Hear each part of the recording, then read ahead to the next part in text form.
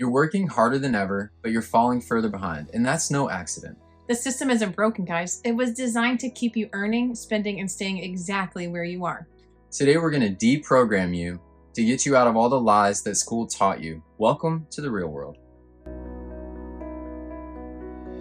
Okay, so that was intense, but honestly, reality is more intense. Yeah.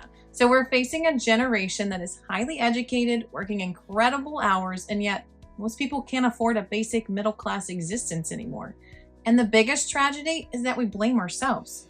We think I must be really bad with money. Exactly, we all internalize it. But what if we told you that your financial struggles are actually the result of a very successful programming that you didn't even know was going on? It sounds like a conspiracy theory, I know, but think about it. Where did you learn about money? The truth is that most of us learned from people that were just as broke and confused about money as we were. And school taught us the Pythagorean theorem. I remember wondering why we were learning that in the first place. I still don't know. But not really about credit scores or how they work or what inflation does to your savings, things like that. It's like they handed us keys to a Ferrari called adulthood, but never taught us how to drive a stick. We're just stalling out in the parking lot. In this video, we're going to break down the 5 major ways that you've been legally scammed by the traditional education system and societal programming. We're going to expose the lies and, more importantly, give you the new operating system you need to actually build wealth. This is a long one, so make sure you grab a coffee, take notes, and let's get into it. Okay, lie number 1. The purpose of school is to make you successful. Okay, so starting a little hot there. I know. That's going to ruffle some feathers. So the modern education system was largely designed during the Industrial Revolution. I did not know that until we started doing the research. So what did society need back then? They didn't need millions of creative entrepreneurs like we have today. They needed obedient factory workers. People who could show up on time, follow instructions precisely, not question authority, and do repetitive tasks for 8 hours straight. Sound familiar? That's the 9-to-5 grind. Schools train you to be an employee. It literally programs you to trade your time for money. And listen, there is nothing wrong with having a job. We've both had jobs, but school teaches you that trading time for your money is the only way to make money. That's the linear income trap that we've all fallen for. If you aren't working, you aren't earning. The wealthy do not operate this way. They disconnect time from money. I remember in college, the goal was always get the degree to get the safe corporate job with benefits. Nobody ever whispered the words passive income or equity to you. They just told you, like, get that degree so that then you can have a corporate style job so that you can have a salary and support your family. And there was never this whole idea of like kind of doing your own thing or going a different path. I know. Honestly, like for me in high school, if you were smart and you were doing well or you're good at sports or something, like it was completely expected that by your junior year, you would know what you were going to college for, which college you were getting into, and you were heavy into what degree. You had already like said like, this is the degree that I'm going to like focus on. Yeah, and I remember there were maybe a few people that were not going to go to college and they just seemed like the weirdest thing, you know, like them. And looking back on it, they probably were like geniuses at the time, but it's just amazing how the masses just, like that was the thing to do. Because safe is a code word for dependent. When you rely entirely on a paycheck from one single employer, they own your time. They dictate your lifestyle. So the programming here is this. Compliance equals safety. But the reality is ownership actually equals freedom. Schools never teach you how to own things like businesses, real estate, intellectual property. These things pay you while you sleep. And when they do mention investing, they make it seem so complicated that you feel like you need a PhD in math just to buy a stock. That's part of the programming too, keeping the barrier to entry feeling high. And I remember like in high school when you were able to do like paper trading. I mean, it was in my social studies class. So it was just part of like the social economics part of our like history class. And I remember we all got to select the stocks, but it was never really an in-depth of like, why should you select this stock? It was just like you selected Apple because Apple is Apple. And you selected all the big names because that's just what you heard of. You never really dove deep into what type of stock it is, what's the PE ratio, what is the debt ratio of the company. You didn't really look at the company itself. Yeah, it's amazing how many times like I talk to people about investing in individual stocks. I mean, they would think that I was gambling in Vegas or something. Like it, they have that much fear towards either the stock market, sometimes it's stock market in general, but definitely to individual stocks. And the funny thing is then I usually ask people, well, what are the index funds invested in? And they have no idea. No idea. But then you go and look at the index funds and like half of them basically are like these 5 companies. And I'm like, well, what's really the difference? And, I think it's just that it seems like people have been programmed to invest in index funds and that's safer.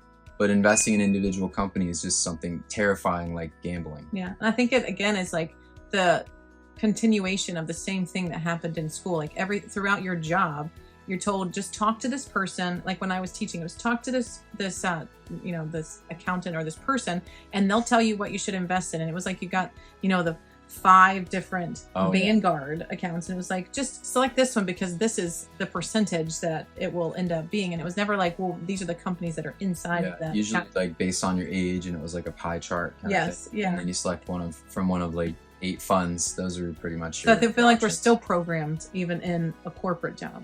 Okay, so school programmed us how to earn money by being a good employee. Now let's talk about how society programs us to spend it. This is the trap of looking rich, but not being rich. We live in an economy that relies on us buying stuff we don't need. If everyone stopped buying new iPhones every year and started saving aggressively, the economy would collapse. So from birth, you've been bombarded with marketing that equates to success with consumption. You get that good job, you get a raise, that's great, but then the very next question is, okay, now you need that leased BMW, the overpriced apartment in the city. You need to like look like you actually have that job. You need the wardrobe, you need the shoes, all that kind of stuff. So I kind of fell hard for this, I think in my 20s, 30s, and sometimes today. Yeah, I thought that having a closet full of clothes and tags meant that I was making it, but not necessarily like the brands, but like you looked the part. But what you were actually doing was buying liabilities. Can we define that real quick? Because school definitely didn't. No. So simple definition, courtesy of Robert Kiyosaki, an asset puts money in your pocket, a liability takes money out of your pocket. So those designer purses, a liability. Your car, liability as well. Even that house that you live in, controversial take, is usually a liability because it's taking your money out of your pocket every month via mortgage, taxes, repairs, and it doesn't generate income. The programming tells you, get a raise, upgrade your lifestyle. Now the wealthy mindset, on the other hand, is get a raise, upgrade your assets, and let those assets buy you luxury items. Let the income come from that instead. The poor and middle class buy luxuries first, and they use debt.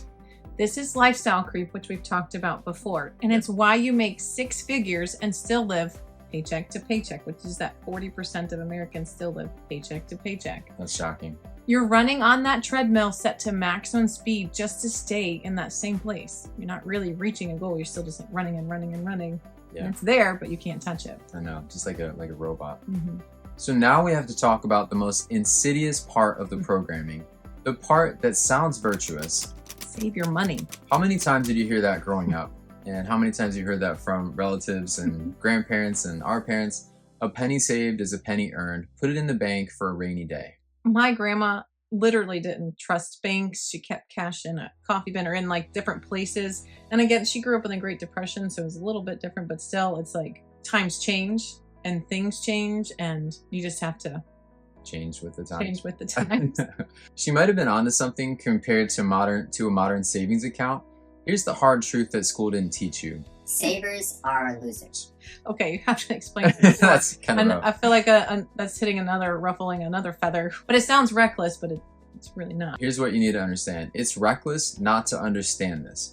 It's because the invisible thief is called inflation. School teaches that inflation is a boring chapter in an economics textbook, and sometimes prices go up, sometimes they don't. So inflation is the systematic devaluation of your hard work. If inflation is at 5% and your bank savings account says you're earning that 0.01, luckily it's a little bit more now, but 0.01%, you're literally losing that much of your purchase power, almost 5% every single day that your money sits there. You're working hard to fill a bucket that has a massive hole in the bottom. The programming tells you that cash is safe, but in a high inflation environment, cash is actually the riskiest asset to hold. The riskiest asset to hold. I think that would just blow people away. But it's the riskiest thing to hold long term because it's guaranteed to lose value. So if saving is losing, what's winning? Winning is investing. So you have to move your money into things that grow faster than inflation eats them away. The wealthy don't have piles of cash. They have piles of assets. They've got stocks. They've got real estate. They've got gold. They own parts of businesses or whole businesses. These things rise in value as the dollar drops. That's something that they didn't teach us in home ec or your economics class. They didn't teach you. I mean, they taught you how to write a check. Yeah, they taught me how to sew a soccer ball together. I mean, I think there's some good things that we learned. So I'm not going to douse it a lot, but I think that's also why we homeschool our children, and what we want to offer our kids is a style of learning that will project them into a profitable and beneficial adulthood, where they're going to be a full adult, where they don't necessarily have to figure it out on their own. They've had us to kind of bounce things off of. Yeah, we're actually maybe we'll do a video on this, but we're actually working on a program for our kids to start giving them allowance, start making them pay just a tiny bit of rent, just to kind of give them the idea. We're not going crazy, and we're not going to like. Yeah, I know that always sounds bad, and people. We're not going to kick them out if they didn't pay the rent.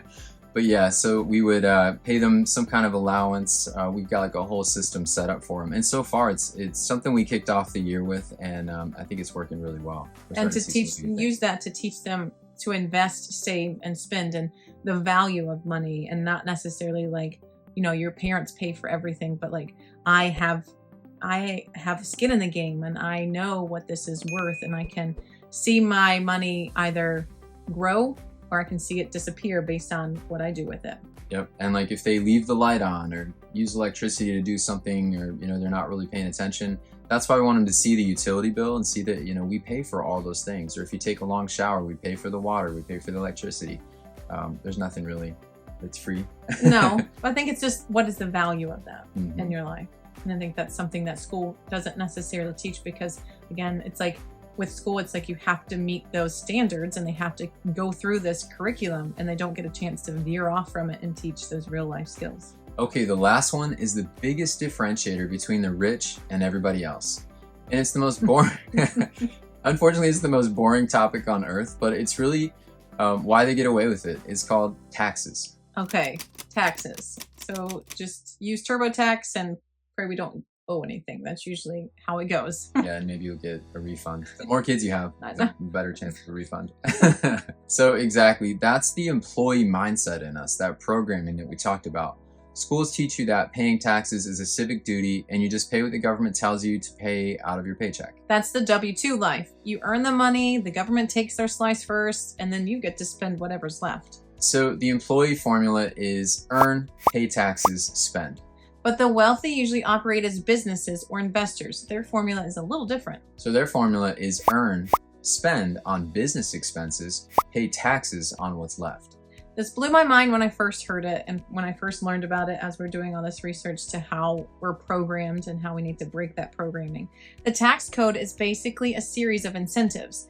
The government wants job creation and housing development. They reward business owners and real estate investors with tax breaks. An employee buys a car, they pay for it with after-tax dollars. A business owner buys a car for business, it's a write-off. They pay for that with pre-tax dollars. It's not about evading taxes illegally. It's about understanding that the tax code is written by the rich for the rich. If you're only an employee, you are playing a game where the rules are rigged against you, and you weren't even given the rule book. They also teach you to fear the IRS. The wealthy are taught to use the tax code as a tool for wealth building. Okay, so that was a lot, and if you're feeling angry or overwhelmed right now, or maybe you're just a little like confused, that's totally normal. And honestly, that should make you angry, and it makes us angry. You've been playing a rigged game, but now you know, and once you see that the matrix is real and it exists, you can't unsee it. So how do we deprogram ourselves? We can't just quit our jobs tomorrow and become tycoons. No, but we can start shifting your mindset today. Here's the deprogramming checklist. Okay, so step 1, stop consuming and start producing. Shift your mentality from what can I buy to what can I create or own.